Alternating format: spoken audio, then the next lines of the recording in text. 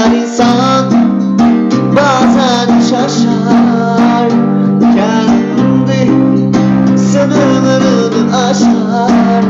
Sen ne söylersen söyle, boş bardak bir gün taşar.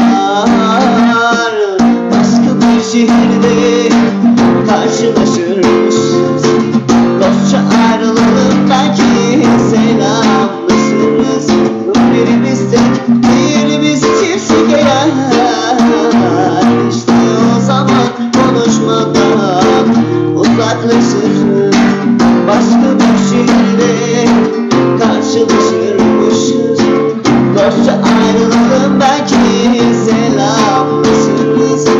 Birimiz tek, diğerimiz çiftlik eğer, İşte o zaman konuşmadan uzaklaşırız.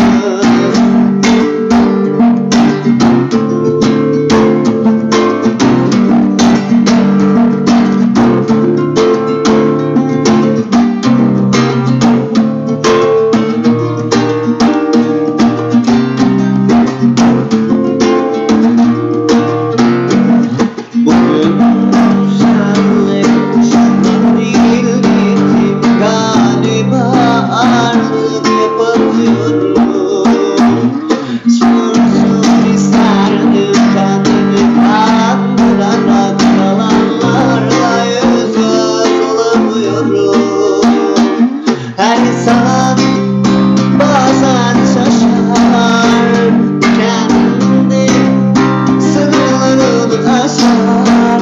Sen ne söylersen söyle, boş bardak bir gün taşar. Başka bir şehirde karşılaşırmışız, dostça ayrılalım belki selam. Birimiz tek, diğerimiz çiftlik eğer, İşte o zaman konuşmadan uzaklaşırız. Başka bir şehirde karşılaşırmışız, dostça ayrılalım belki selamlaşırız. Birimiz tek, birimiz çiftlik eğer, İşte o zaman konuşmadan uzaklaşırız.